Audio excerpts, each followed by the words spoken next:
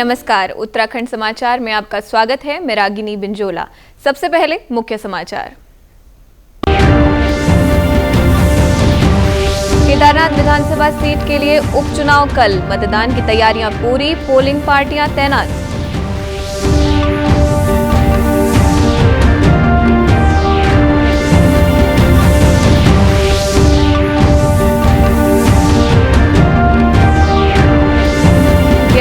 पहुंचे मुख्यमंत्री पुष्कर सिंह धामी, बोले गुणवत्तापूर्ण और समय से हो विकास कार्य। बद्रीनाथ धाम और गैरसैंण में चल रहे कार्यों में तेजी लाने के दिए निर्देश।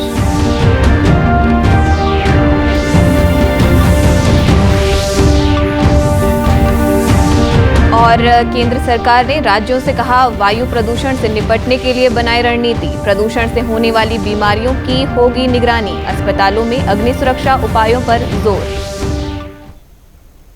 अब समाचार विस्तार से। केदारनाथ विधानसभा उपचुनाव के लिए कल मतदान होगा। निर्वाचन आयोग ने निष्पक्ष और शांतिपूर्ण ढंग से मतदान के लिए तैयारियां पूरी कर ली हैं। अगस्त्यमुनि में उपचुनाव ड्यूटी में नियुक्त होने वाले समस्त सुरक्षा कर्मियों की पुलिस अधीक्षक रुद्रप्रयाग अक्षय प्रहलाद कौंडे ने ब्रीफिंग की। इस मौके पर रुद्रप्रयाग के मुख्य विकास अधिकारी GS खाती ने सभी कार्मिकों को अपनी जिम्मेदारी का निर्वहन ईमानदारी से करने के निर्देश दिए हैं। रिटर्निंग अधिकारी और उपजिलाधिकारी ऊखीमठ अनिल शुक्ला ने मतदान के लिए आने वाली जनता के साथ मधुर व्यवहार करने तथा मतदान की गोपनीयता बनाए रखने के निर्देश दिए गए।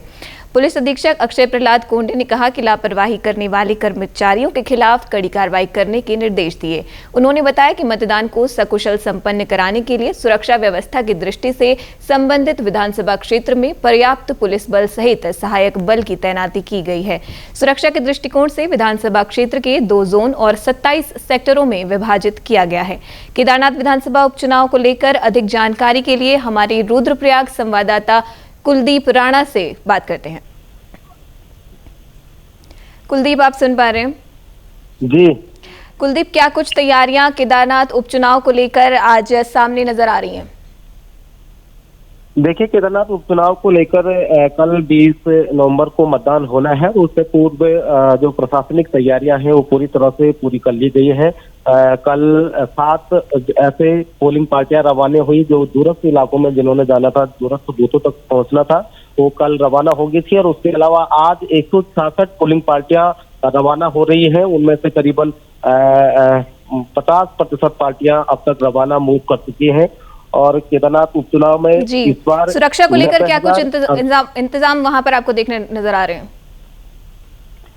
देखिए, जो पुलिस की तरफ से सुरक्षा के इंतजाम किए गए हैं उसमें पूरे पुलिस बल तैनात किए गए हैं। सुरक्षा के दृष्टिकोण से 2 जोन व 27 सेक्टरों में विभाजित इस पूरी विधानसभा को किया गया है, जिसमें से 1 राजपत्रित अधिकारी, 9 निरीक्षक, 36 उप निरीक्षक, 21 अपर उप निरीक्षक, 100 मुख्य आरक्षी और 168 आरक्षी, 40 महिला आरक्षी, 188 होमगार्ड के जवान, 10 PRD के जवान और उसके साथ साथ 1 कंपनी PSC व 3 कंपनी अर्धसैनिक बलों की तैनात की गई है।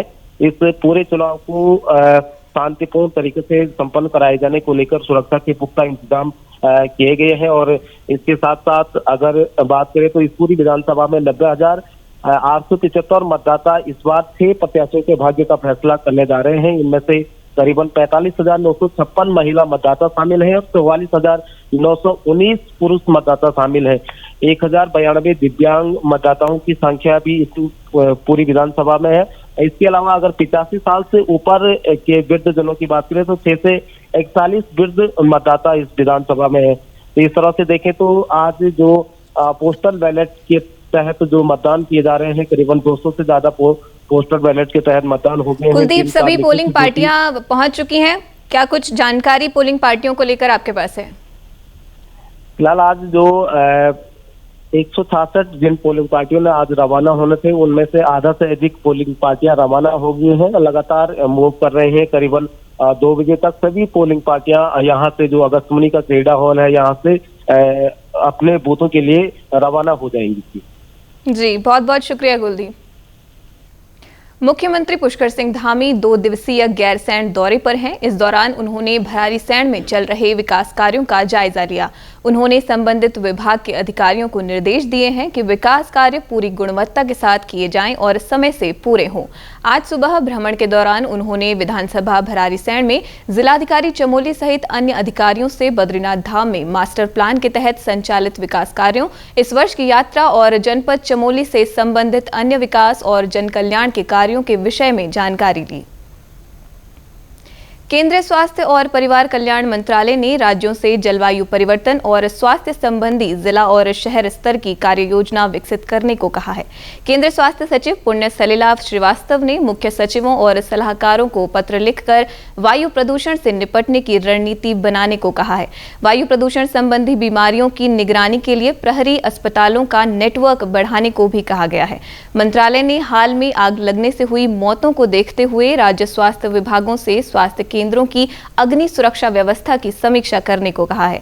केंद्रीय स्वास्थ्य सचिव पुण्य सलिला श्रीवास्तव ने मुख्य सचिवों को अग्नि सुरक्षा और तैयारियों में सुधार के लिए दिशा निर्देश जारी किए हैं। सभी स्वास्थ्य कर्मचारियों को अग्नि सुरक्षा प्रोटोकॉल और अग्निशमन उपकरणों के उपयोग पर सभी स्वास्थ्य कर्मचारियों को पर्याप्त रूप से प्रदर्शित करने का निर्देश दिया गया है। केंद्र सरकार ने प्रधानमंत्री आवास योजना 2.0 के तहत 3 करोड़ मकानों की स्वीकृति देश भर में दी गई है, जिनमें से 1 करोड़ मकान शहरी क्षेत्रों के लिए उपलब्ध कराए गए हैं। प्रधानमंत्री आवास योजना 2.0 के कार्य 2024 से 2029 तक किए जाएंगे। उत्तराखंड में प्रधानमंत्री आवास योजना शहरी के अंतर्गत तेजी से काम हो रहा है।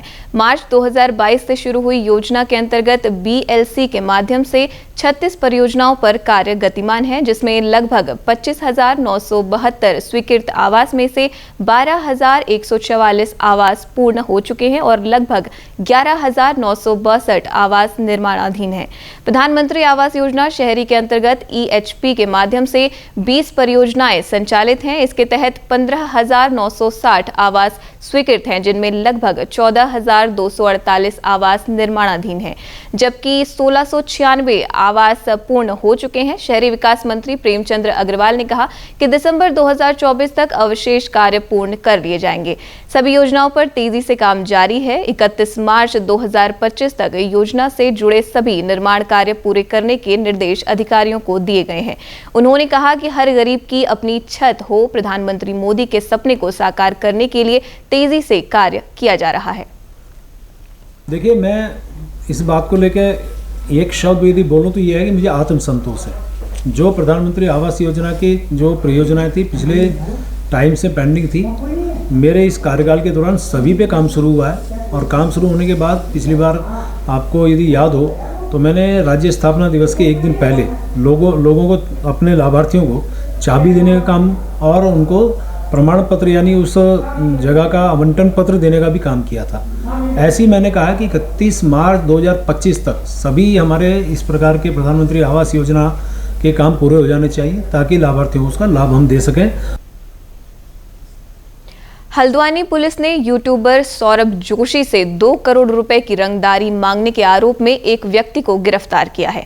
एसएसपी नैनीताल प्रहलाद नारायण मीणा ने मीडिया को बताया कि आरोपी ने पैसे कमाने की चाहत में यूट्यूबर सौरभ जोशी को लॉरेंस बिश्नोई गैंग के नाम पर रंगीदारी की धमकी दी। उत्तराखंड के फेमस यूट्यूबर है सौरभ जोशी, इनको किसी के द्वारा धमकी दी गई और ये कहा गया कि हम लॉरेंस बिश्नोई गैंग से जुड़े हुए हैं और 5 दिन में अगर 2 करोड़ रुपए नहीं दिए तो आपके और आपके परिवार को जो हार्म करने की और उनको खतरा पहुंचाने की धमकी इसमें दी गई। मामले की संवेदनशीलता को देखते हुए चूंकि लॉरेंस बिश्नोई गैंग से जुड़ा हुआ नाम आ रहा था, तो हमने तत्काल इसमें FIR रजिस्टर की। FIR रजिस्टर करने के बाद में हमारी SOG की, थाने की और जो बाकी टीम है वो भी हमने एक्टिवेट की। और एक्टिवेट करने के बाद में जो क्राइम का पैटर्न को जब देखा गया तो ये पता लगा कि सौरभ जोशी को किसी के द्वारा एक लेटर भेजा गया था। तो इसमें जो हमारा CCTV एनालिसिस है, मुखबिर है और जो इलेक्ट्रॉनिक सर्विलांस है, इसके आधार पर एक लड़का चिन्हित हुआ और इसकी पुलिस ने गिरफ्तारी। श्रीदेव सुमन उत्तराखंड विश्वविद्यालय का 5वां दीक्षांत समारोह आज पंडित ललित मोहन शर्मा परिसर ऋषिकेश में आयोजित किया जा रहा है। विश्वविद्यालय के कुलपति एनके जोशी ने पत्रकारों से बातचीत में बताया कि दीक्षांत समारोह में शैक्षणिक सत्र 2022-23 के पारंपरिक और व्यावसायिक पाठ्यक्रमों के स्नातक व परास्नातक कक्षाओं के कुल 21,230 विद्यार्थियों को उपाधि प्रदान की जा रही है। इसमें स्नातक स्तर पर कुल 17,827 और स्नातकोत्तर स्तर पर 3,403 छात्र छात्राएं शामिल हैं। इसी के साथ अभी तक के समाचार समाप्त हुए। दूरदर्शन समाचारों से जुड़े रहें। मिलते हैं फिर शाम 5 बजे के बुलेटिन में। नमस्कार।